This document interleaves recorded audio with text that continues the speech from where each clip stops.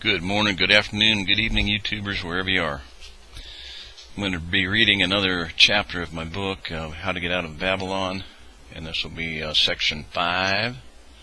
So I'm going to go right into that. I'm reading this through as a kind of as an audio book, and I'll make commentary later. So I'm going to go ahead and get started on this. I got a couple of 3 things I'd like to get done while I've got time this evening. So, Diamond's Log Arc Date 2015-2-7. How to Get Out of Babylon, Section 5.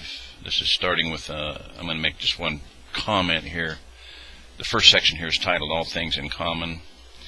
And the idea there is not so much a common purse. You have private property, common. I'm just talking about helping people, people working together in community. I did have the idea of all things in common in the sense of sharing tools and whatnot. So I'm going to go ahead and start here. All things in common. So that's where we're heading at. That's it on the introduction. Specifically, we're going to deal with the plan, the idea of the Eagle's Wings program.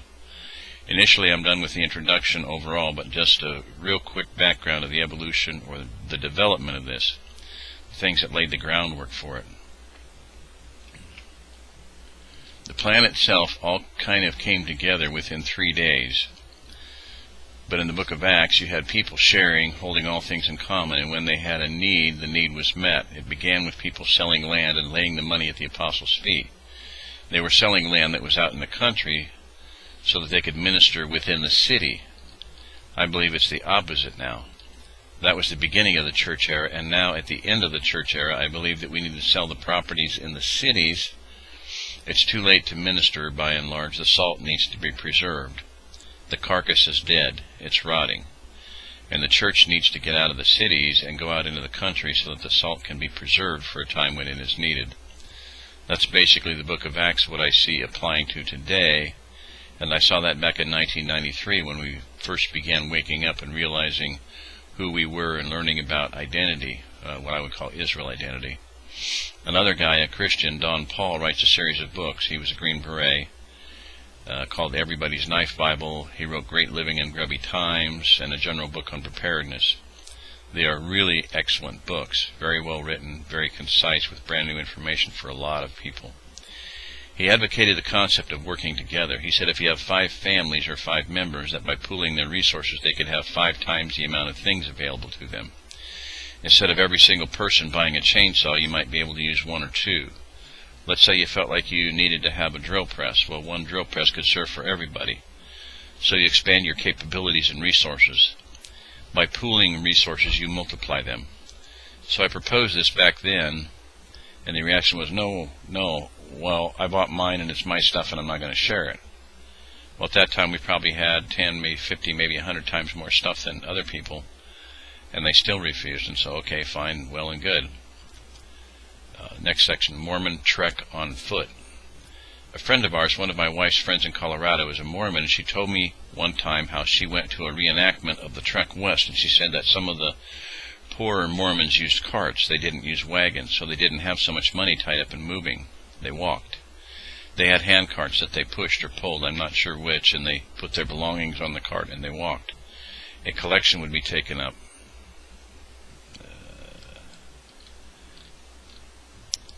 A family would be supplied with utensils, tools, money, etc., and they would go out to Utah, and when they would get established and when they were making money, they would send money back to bring another family out, so it was a continuous immigration. That is an interesting concept. It is a workable concept.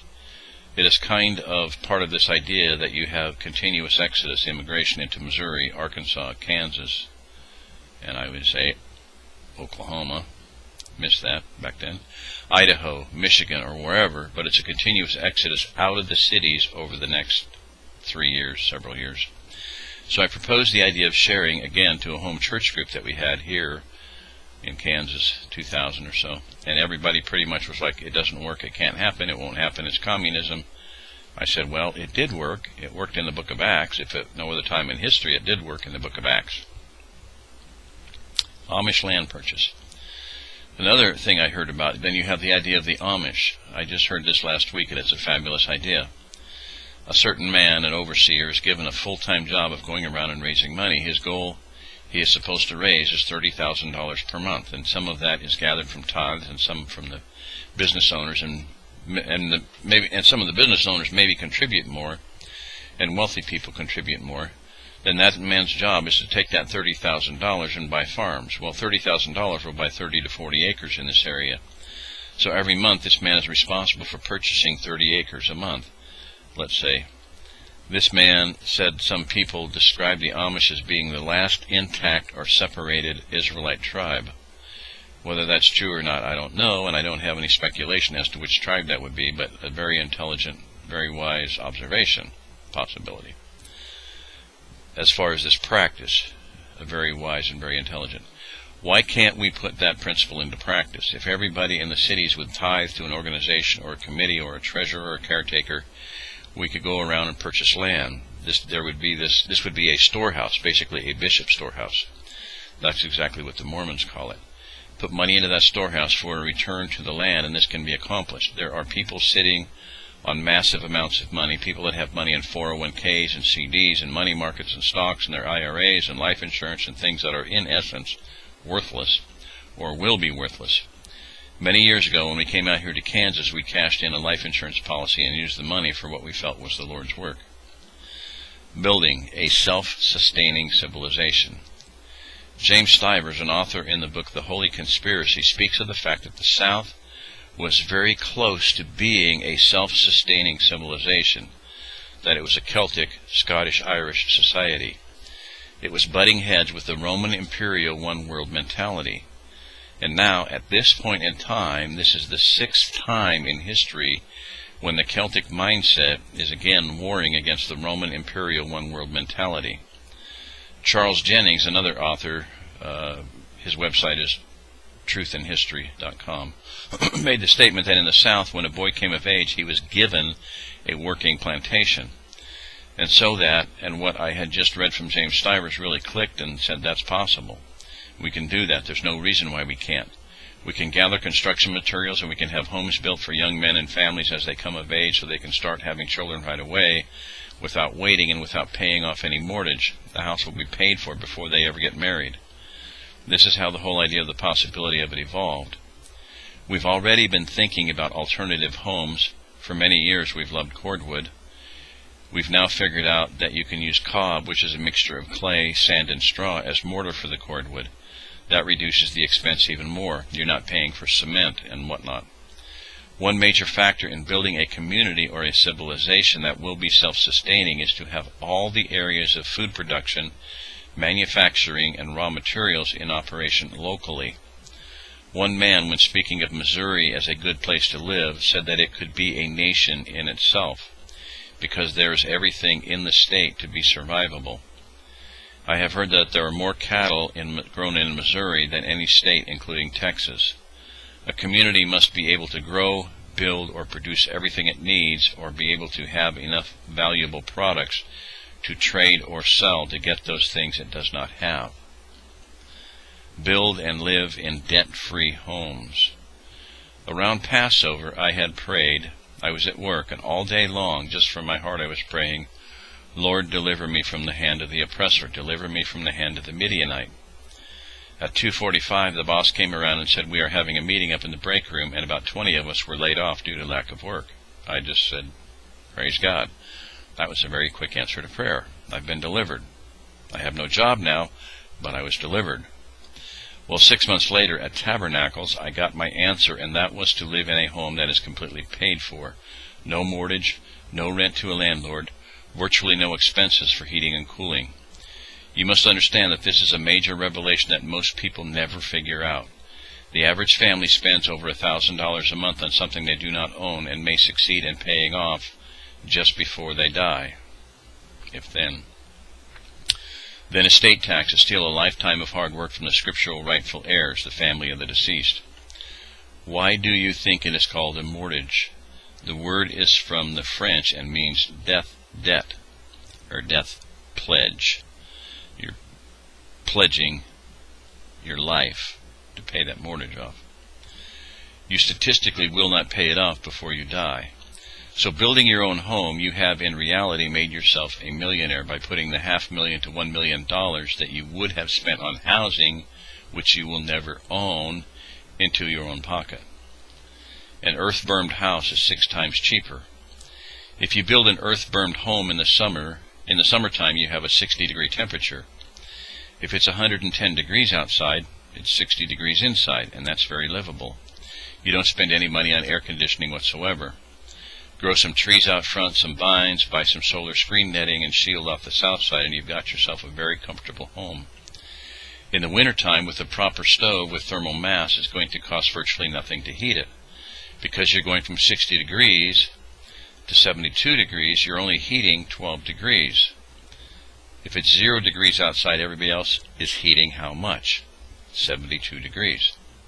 You're heating 12, so it's 6 times more efficient. If you have an earth-burned home, you're only heating 12 degrees, so that's a factor of 6 times. 6 times 12 equals 72. So everybody else is going to be heating 6 times more. They're going to be paying 6 times more than you are. They're going to be working 6 times harder than you are. They're going to be using 6 times as much fuel for their chainsaw, 6 times as much gas in the truck. So this is insanity not to live this way. Insanity of not living close to the land. I was speaking with a friend about the concept of being a ward and of coverture, and this friend of mine read from the Webster's Dictionary of 1828, which is an awesome resource. In the course of the conversation, she said that her husband has believed and contended for years that if we are not living on the land, we are insane. Wow, what a concept. It blended well with the idea of coverture or ward, because one of the types of people who are kept under ward are insane people, and we're all insane according to her husband. And that's true if we're not living close to the land, especially in this day and age. If we're not intending to live on the land, live close to the earth, I believe that we're going to be judged. We're going to starve, if nothing else. Do not live in the city. I have not mentioned until this point Ezekiel 7:15, which says that those who live near the city or just outside the city will die by the sword. Those who live inside the city will die by pestilence and starvation or famine. Those who escaped, of those who did escape, will be as doves in the valleys of the mountains. We need to be in the valleys of the mountains. In other words, we need to be in the hills, the country. We need to be out on the land. And it goes on to say that your silver and your gold will not deliver you. They will be thrown out into the streets and trodden underfoot. You cannot eat silver, you cannot eat gold, and vice versa. You need food to subsist and pure water.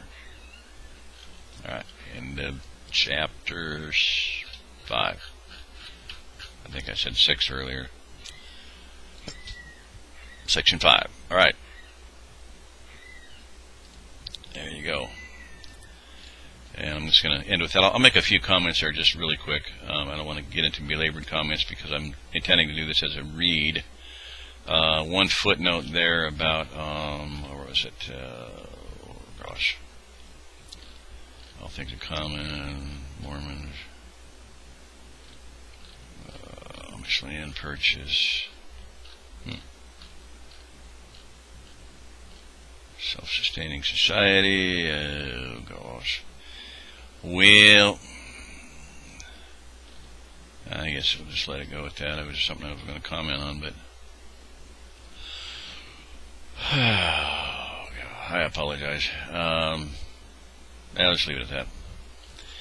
Alright, so, once again,